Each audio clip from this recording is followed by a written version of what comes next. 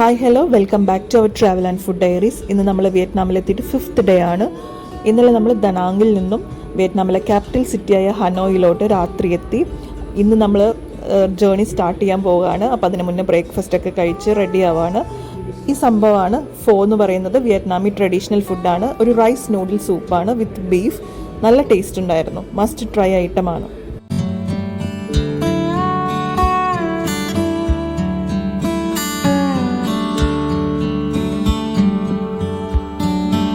നമ്മളിന്ന് നിൻബിൻ എന്ന് പറഞ്ഞൊരു സ്ഥലത്തോട്ടാണ് പോകുന്നത്. ഹനോയിൽ നിന്ന് 3 മണിക്കൂറിൻ്റെ ഒരു യാത്രയുണ്ട്. അപ്പം നമ്മൾ എല്ലാവരെയും പരിചയപ്പെട്ടെങ്കിലും ഒരു സെൽഫ് ഇൻട്രഡക്ഷൻ പോലൊന്നും ചെയ്തില്ല. അപ്പോൾ ഒരു സെൽഫ് ഇൻട്രഡക്ഷനും ഗെയിമൊക്കെ ആയിട്ട് സ്റ്റാർട്ട് ചെയ്തു. പിന്നെ അന്താക്ഷരി കളിച്ച് സ്പിരിറ്റ് കൂടിയിട്ട് അടിവരെയായി. പക്ഷെ അതെല്ലാം സോൾവ് ചെയ്ത് നമ്മൾ ഡാൻസൊക്കെ കളിച്ച് അങ്ങനെ പോയിക്കൊണ്ടിരിക്കുകയാണ്.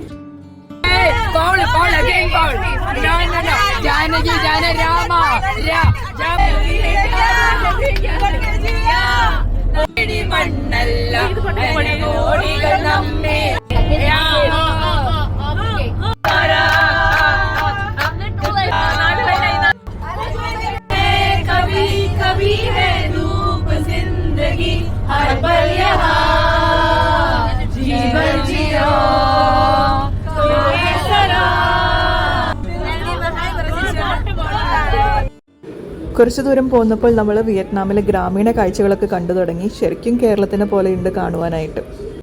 നിൻബിനിൽ നമുക്ക് കുറച്ച് ആക്ടിവിറ്റീസ് പ്ലാൻ ചെയ്തിട്ടുണ്ട്. അതിൽ ഫസ്റ്റ് വൺ വരുന്നത് ഒരു വഞ്ചിയിലൂടെയുള്ള യാത്രയാണ്, 1.5 മണിക്കൂറിൻ്റെ.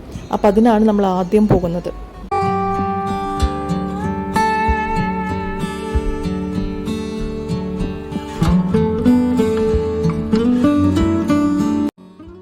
ഒരു വഞ്ചിയിൽ 2 പേരാണ് കയറുന്നത്, പിന്നെ തുഴയുന്ന ആളും. ഇവിടെ സ്ത്രീകളാണ് മിക്കതും വഞ്ചി തുഴയുന്നത്.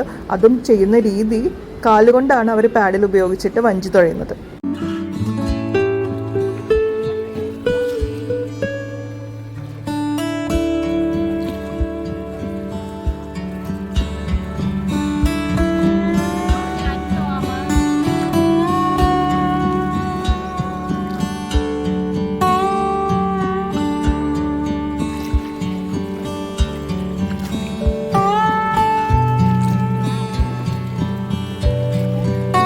നമ്മൾ ആലപ്പുഴ ബാക്ക് വാട്ടേഴ്സിൽ കൂടെ പോകുമ്പോൾ അവിടെ വീടുകളും വീട്ടുമുറ്റത്ത് കുട്ടികളൊക്കെ കാണില്ലേ, അതുപോലെയുള്ളൊരു കാഴ്ച ഇത്. ഈ കാണുന്നത് ഇവിടെ താമസിക്കുവാനുള്ള റൂമുകളാണ്. നമുക്ക് നിൻബിനിൽ ഒരു ദിവസം താമസിക്കുവാണെങ്കിൽ നല്ലതായിരിക്കും എന്ന് എനിക്ക് തോന്നി. അത്രയും ഭംഗിയുള്ളൊരു സ്ഥലമാണ്.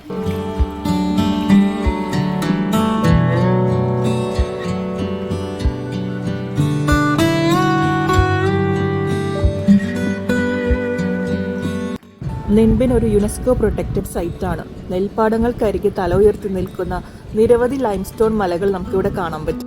നമ്മൾ അടുത്ത ദിവസം ഹലോങ് ബേ പോകുന്നുണ്ട്. അവിടെ കടലിന് നടുവിലായിട്ടാണ് ലൈംസ്റ്റോൺ മലകളുള്ളത്. ഇവിടെ വ്യത്യസ്തമായിട്ട് കരയിലെ ഹലോങ് ബേ എന്നാണ് നിൻബിൻ അറിയപ്പെടുന്നത്.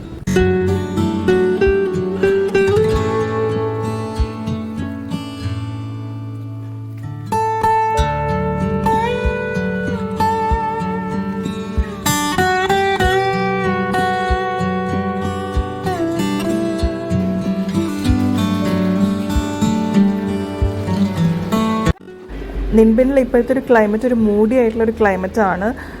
എപ്പോഴും ഇങ്ങനെയാണോ എന്ന് എനിക്കറിയില്ല. പക്ഷേ കുറച്ചും കൂടെ ഒരു സൺലൈറ്റൊക്കെ ഉണ്ടെങ്കിൽ വീഡിയോസ് കുറച്ചുകൂടെ ഭംഗി ഉണ്ടായേനെന്ന് എനിക്ക് തോന്നി. നമ്മൾ നേരിട്ട് കാണുന്ന ആ ഒരു ഭംഗി ഈ വീഡിയോസിൽ എനിക്ക് കിട്ടുന്നില്ല എന്ന് തോന്നുന്നുണ്ട്. ഇവിടെ ഒരു ചെറിയൊരു ക്ഷേത്രം കാണാം. ബെസ്റ്റ് ഫോട്ടോ പോയിന്റ് എന്ന് തന്നെ പറയാം.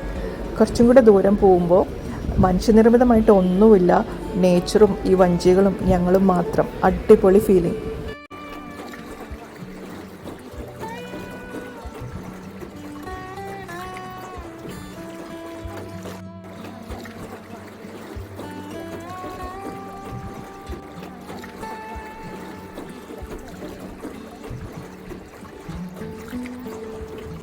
നമ്മളുടെ ഈ ബോട്ട് റൈഡിൽ 3 കേവ്സിൻ്റെ ഇടയിൽ കൂടെ നമ്മൾ പോകുന്നുണ്ട്. ലൈംസ്റ്റോൺ മലകളുടെ ഇടയിലുള്ള കേവ്സിലൂടെ.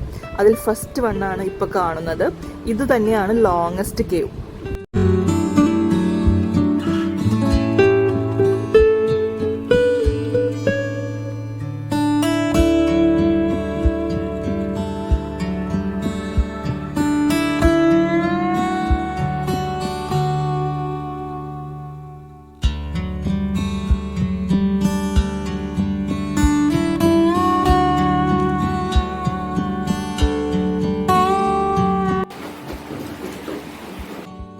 ഈ കേവിനകത്ത് കുറച്ച് ഇരുട്ടാണ്. നൈറ്റ് വിഷൻ ക്യാമറ ഉള്ളതുകൊണ്ട് മാത്രമാണ് ഇത്രയും ക്ലിയർ ആയിട്ട് ഇത് കാണുന്നത്.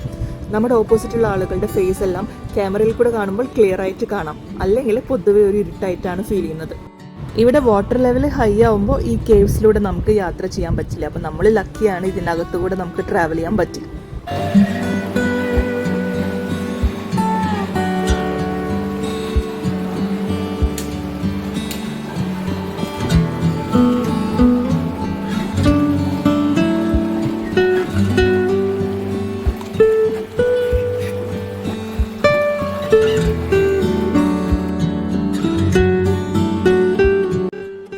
നിൻബിനിലെ 2 ഭംഗിയുള്ള സ്ഥലങ്ങളാണ് താം കോക്ക് ആൻഡ് ട്രാങ് ആൻ.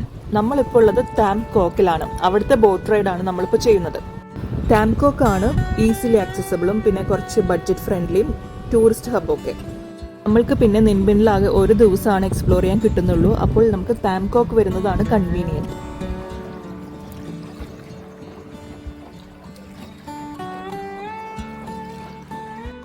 ട്രാങ് ആൻഡ് നമ്മളിപ്പോൾ ഉള്ള താംകോക്കിൽ നിന്നും 20 മിനിറ്റ്സ് ദൂരെയാണ്. അവിടെ തന്നെ 3 റൂട്ടിൽ നമുക്ക് ബോട്ട് റൈഡ് ഉണ്ട്. അതിലേത് വേണമെങ്കിലും നമുക്ക് ചൂസ് ചെയ്യാം. മിനിമം 3 അവേഴ്സിൻ്റെ ഒരു ബോട്ട് റൈഡാണ് അവിടെ വരുന്നത്. അപ്പോൾ അതിൽ നമുക്ക് Sacred historical and cultural sites കാണാം, ലൈക്ക് പഗോഡാസ്, ടെമ്പിൾസ്, പിന്നെ അവിടുത്തെ മൗണ്ടൻ കേവ്സ് ഒക്കെ ഇവിടത്തെക്കാളും ലോങ്ങസ്റ്റ് ആണ്.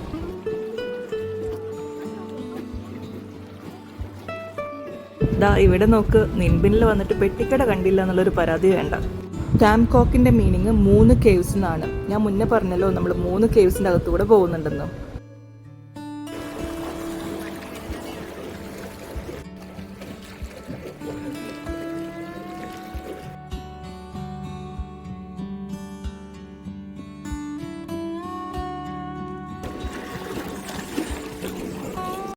നമ്മുടെ ടീം മെമ്പേഴ്സൊക്കെ ഇതാ റിട്ടേൺ അടിച്ചു തുടങ്ങി. ഓരോ കേവ്സ് എത്തുമ്പോഴും അതിൻ്റെ പേരവിടെ എഴുതി വെച്ചിട്ടുണ്ട്. ഇതിനകത്തുകൂടെ പോകുമ്പോഴേ നല്ല തണുപ്പാണ്, പിന്നെ എവിടെന്നോ ഒരു കാറ്റ് വരുന്ന പോലെ നമുക്ക് തോന്നും.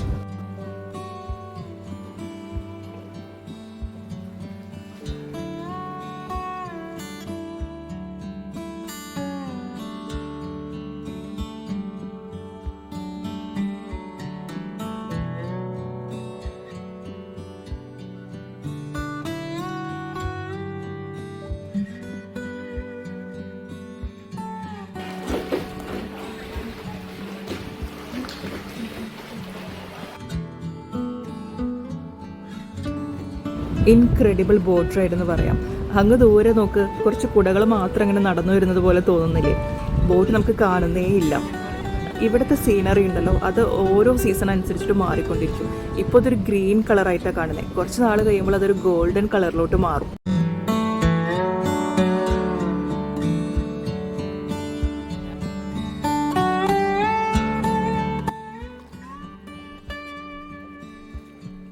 ട്രാങ്ക് ആൻഡ് റൂട്ടിൽ പോകുമ്പോഴാണ് കിങ് കോങ് ഫിലിം ഷൂട്ട് ചെയ്ത മലകളൊക്കെ കാണാൻ പറ്റുന്നത്. പിന്നെ അവിടെ പഗോഡാസും ടെമ്പിൾസൊക്കെ കാണുമ്പോൾ അവിടെ ഇറങ്ങി അതിൻ്റെ ഹിസ്റ്ററിയും കൾച്ചറൊക്കെ മനസ്സിലാക്കാം. ഇവർ 1.5 മണിക്കൂറായി ഇതുപോലെ കാലുകൊണ്ട് തുഴയാൻ തുടങ്ങിയിട്ട്. നമുക്ക് കാണുമ്പോൾ ഭയങ്കര ഈസി ആയിട്ട് തോന്നും, പക്ഷെ അവർ പറഞ്ഞ് കുറച്ച് ഡിഫിക്കൾട്ടാണെന്നുള്ളത്. ദിവസത്തിൽ ഒരു പ്രാവശ്യമാണ് ഇവർക്ക് തുഴയാനുള്ള ചാൻസ് കിട്ടുന്നത്. ബാക്കിയുള്ള സമയങ്ങളിൽ അവർ വേറെ ജോലിക്ക് പോകുമെന്നാണ് അറിയാൻ കഴിഞ്ഞത്. നമ്മുടെ ബോട്ട് തുഴയുന്ന സ്ത്രീക്ക് അത്യാവശ്യം ഇംഗ്ലീഷൊക്കെ അറിയാം. അങ്ങനെയാണ് ഞങ്ങളിതൊക്കെ മനസ്സിലാക്കിയെടുത്തത്.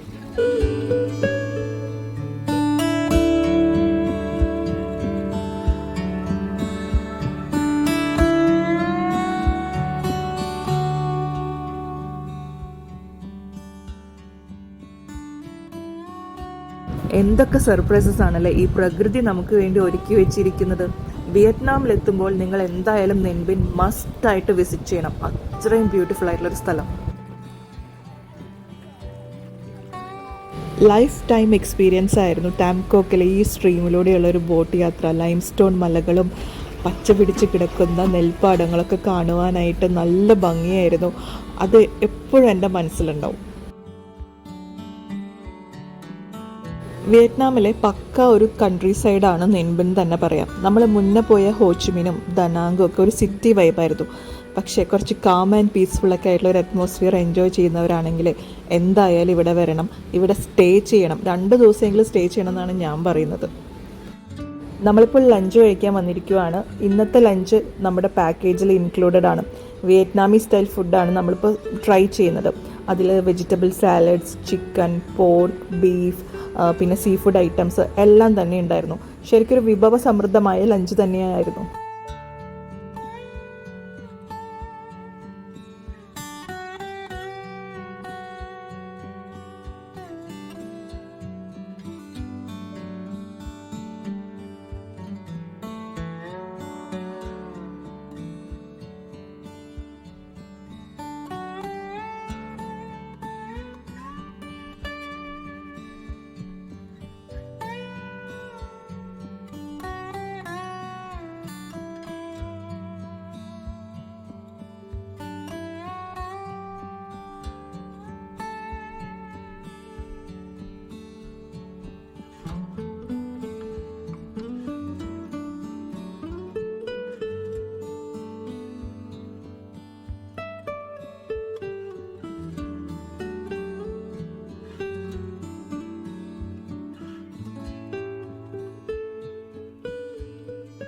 ലഞ്ചിന് ശേഷം വീണ്ടും നമ്മൾ നിൻബിനിലെ ഗ്രാമങ്ങളിൽ കൂടിയുള്ള യാത്ര സ്റ്റാർട്ട് ചെയ്തു.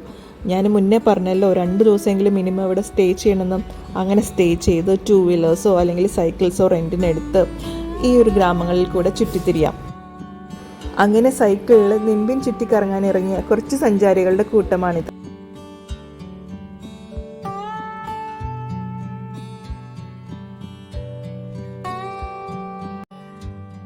നമ്മളിപ്പോൾ വന്നിരിക്കുന്നത് വിയറ്റ്നാമിലെ one of the most historic place ആയ ഹുവാലുവിലാണ്. 10th സെഞ്ച്വറിയിൽ വിയറ്റ്നാമിൻ്റെ ക്യാപിറ്റലായിരുന്നു ഹുവാലു. ക്യാപിറ്റൽ മാത്രമായിരുന്നില്ല, പൊളിറ്റിക്കൽ, ഇക്കണോമിക്കൽ ആൻഡ് കൾച്ചറൽ സെൻറ്ററും കൂടിയായിരുന്നു.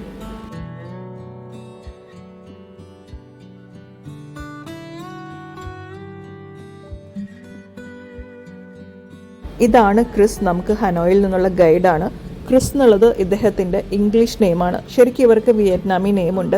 അത് നമുക്ക് പ്രൊനൗൺസ് ചെയ്യാനായിട്ട് കുറച്ച് ബുദ്ധിമുട്ടുള്ളത് കാരണം എല്ലാവരും അവരുടെ ഇംഗ്ലീഷ് നെയിം വെച്ചിട്ടാണ് ഇൻട്രൊഡ്യൂസ് ചെയ്യാറ്.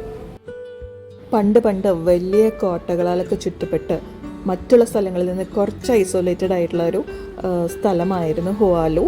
ഇതിനാകെ കൂടെ ഇൻ്റർകണക്ട് ചെയ്തിരുന്നത് ഹൊവാങ് ലോ റിവറാണ്. റിവർ ചാനൽസിൽ കൂടിയാണ് ഇവിടുത്തെ ട്രേഡ്സും ഇറിഗേഷനും ട്രാൻസ്പോർട്ടേഷനൊക്കെ നടന്നിരുന്നത്. പിന്നെ കുറച്ച് ഐസൊലേറ്റഡ് ആയതുകൊണ്ട് തന്നെ ഫോറിൻ അറ്റാക്സ് പെട്ടെന്ന് അങ്ങ് വരില്ല.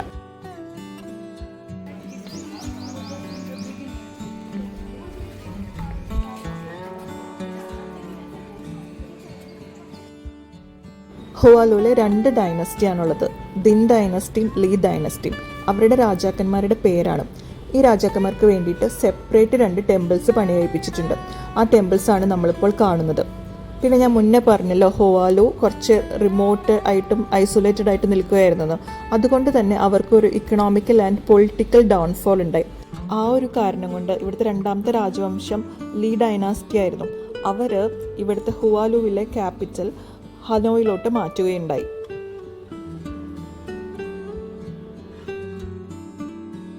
ഇവിടെ ഓഫറിംഗ് ആയിട്ട് ബിയർ ക്യാൻസും അതുപോലെ സോഫ്റ്റ് ഡ്രിങ്ക്സ് ഒക്കെ വെച്ചിരിക്കുന്നത് കണ്ടു. അപ്പോൾ അതെന്തുകൊണ്ടാണെന്ന് ക്രിസ്റ്റിനോട് ചോദിച്ചപ്പോൾ അദ്ദേഹം പറഞ്ഞത് എന്താണെന്ന് വെച്ചാൽ ഈ ഒരു ടെമ്പിൾ രാജാവിന് വേണ്ടിയിട്ടാണ് പണി കഴിപ്പിച്ചിട്ടുള്ളത്. അപ്പോൾ രാജാവിന് വേണ്ടിയുള്ള ഓഫറിങ്സ് ഇങ്ങനെയൊക്കെയാണ്. നമ്മൾ പഗോഡാസിലോട്ട് പോകുമ്പോൾ അത് ദൈവങ്ങൾക്ക് വേണ്ടി പണി കഴിപ്പിച്ചിട്ടുള്ളതാണ്. അവിടെ നമുക്ക് ഓഫറിംഗ് വ്യത്യാസമാണ്. അങ്ങനെയാണ് നമുക്ക് കിട്ടിയ മറുപടി. പക്ഷെ എന്തായാലും കൾച്ചറൊക്കെ എന്ത് ഡിഫറെൻ്റ് ആണല്ലേ. Temple different from the border. Temple is a place where we pray for heroes. Who they are? They are King, Queen, Ho Chi Minh. Yeah, Ho Chi Minh. You. If you did very in Vietnam, we believe in reincarnation. We believe that die, born. If you are a good person, you will be reborn.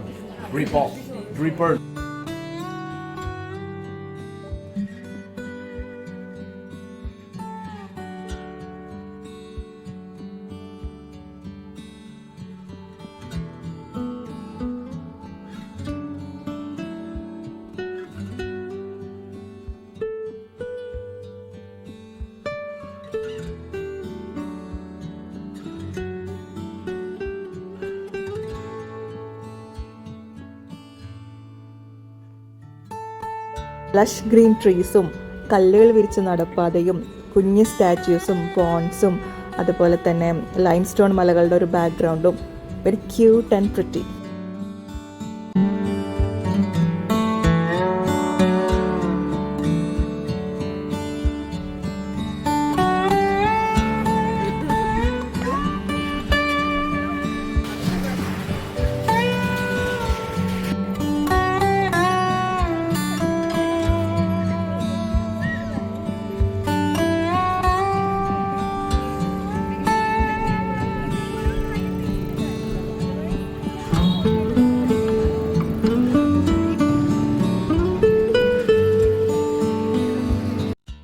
ഹുവാലുവിൽ നിന്നും നമ്മളിനി അടുത്തത് വന്നിരിക്കുന്നത് മുവ caves visit ചെയ്യുവാനാണ്. മുവ കേവ്സിലോട്ടുള്ള വഴിയാണിത്.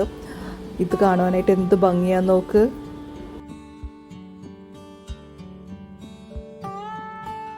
പോകുന്ന വഴിയിൽ ലാൻറ്റേൺസും ചെറിയ ബ്രിഡ്ജസും അതുപോലെ floating ആയിട്ടുള്ള platforms ഒക്കെ ഉണ്ട്. നമുക്ക് കുറച്ച് നേരം അവിടെ റെസ്റ്റ് എടുത്തിട്ടൊക്കെ വേണമെങ്കിൽ പോകാം.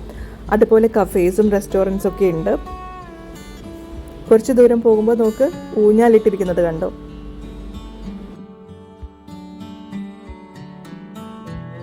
ഇവിടെ വന്നപ്പോൾ ട്രീ ഹൗസസ് കാണാം. പിന്നെ അതാ വീണ്ടും ലാൻറ്റേൺസ്, നല്ല എസ്തെറ്റിക് ആയിട്ടുള്ള ലുക്ക്.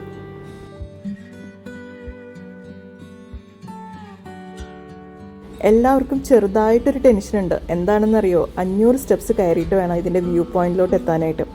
അത് കുറച്ച് ഹൈക്കിംഗ് ആണ്, സ്റ്റോൺ സ്റ്റെപ്സ് ആണ്. അപ്പോൾ എല്ലാവരും അത് ട്രൈ ചെയ്യാമെന്ന് വിചാരിക്കുന്നുണ്ട്. കയറുന്നിടത്തോളം കയറട്ടെ എന്നാണ് ഞങ്ങളുടെ പ്ലാൻ. ഇവിടുന്ന് നമ്മുടെ ഹൈക്കിംഗ് സ്റ്റാർട്ട് ചെയ്യുകയാണ്. ക്രിസ് നമുക്ക് താഴ്ത്തുനിന്ന് പറഞ്ഞത് എന്താണെന്ന് വെച്ചാൽ, കുറച്ച് സ്റ്റെപ്സുകൾ കയറിയിട്ടുണ്ടെങ്കിൽ റൈറ്റിലോട്ടൊരു സ്ഥലമുണ്ട്. ആ സ്റ്റെപ്സ് കയറാതെ മേലോട്ട് കണ്ടിന്യൂ ചെയ്യുകയാണെങ്കിൽ ടോപ്പിലെ വ്യൂ പോയിന്റിലെത്തും.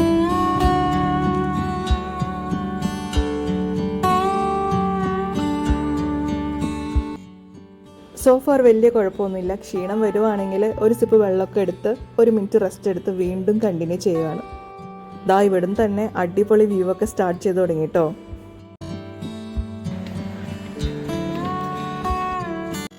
ഞങ്ങളിൽ മിക്കവരും റൈറ്റിലോട്ട് തിരിയാണ്ട് മേലെ കയറി വന്നു. റൈറ്റിലോട്ട് തിരിയുവാണെങ്കിൽ ദാ ഈ ഒരു കാണുന്ന സ്ഥലത്തേക്കാണ് പോകുന്നത്.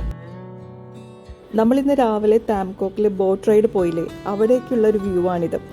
നമ്മളിന്ന് രാവിലെ വരുമ്പോൾ ഈ മലകളൊക്കെ കണ്ടിരുന്നു ബോട്ടിലിരുന്നിട്ട്. പക്ഷെ ഞാനത് വീഡിയോ എടുക്കാൻ മറന്നുപോയി.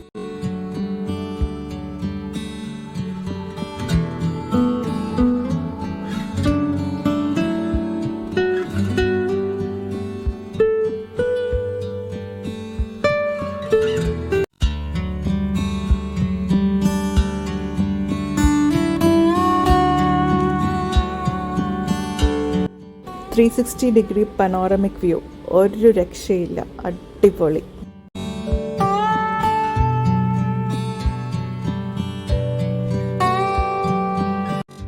ബേസിക്കലി ഇതൊരു വ്യൂ പോയിന്റ് ആണ്. പിന്നെ ഇവിടെ ഒരു പഗോഡയുണ്ട്. പിന്നെ മെയിൻ അട്രാക്ഷൻ എന്ന് പറയാനായിട്ട് ഒരു ഡ്രാഗന്റെ സ്റ്റാച്യു ഉണ്ട്. അപ്പം നമുക്ക് എന്തായാലും ഡ്രാഗൺ സ്റ്റാച്യുവിൻ്റെ അവിടേക്ക് ഒന്ന് പോയി നോക്കാം. നമ്മൾ ഡ്രാഗൺ സ്റ്റാച്യുവിൻ്റെ തൊട്ട് പുറകിൽ വരെ എത്തി. പക്ഷേ ഇവിടെ ഭയങ്കര വലിയ ക്യൂ ആണ്. നിങ്ങൾക്ക് ഡ്രാഗൻ്റെ ചില ഭാഗങ്ങളൊക്കെ കാണാം. ഇവിടേക്കാണെങ്കിൽ നേരോ ആയിട്ടുള്ള ഒരു പാത്താണ്, അള്ളി പിടിച്ച് വേണം കയറുവാനായിട്ട്. ഞാനാണെങ്കിൽ ഒരു ലോങ് ഫ്രോക്ക് ഇട്ടിട്ടാണ് വന്നിരിക്കുന്നത്. അപ്പോൾ അത്ര അഡ്വഞ്ചറസ് ആകുന്നില്ല. ഒരു സ്റ്റെപ്പ് എങ്ങാനും തെറ്റിയിട്ടുണ്ടെങ്കിൽ ഇതാ നമ്മൾ ബോട്ട് റൈഡ് ചെയ്ത സ്ഥലമില്ലേ, അങ്ങോട്ടേക്ക് എത്തും. നമ്മുടെ ഗ്രൂപ്പിലെ കുറച്ച് പേര് ഇത് കയറിയായിരുന്നു. അപ്പോൾ അവരുടെ ഫോട്ടോസും വീഡിയോ ആണ് ഇതിലുള്ളത്.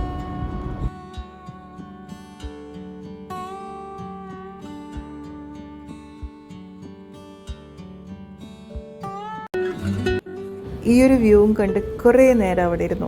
So relaxing and soothing for inner self.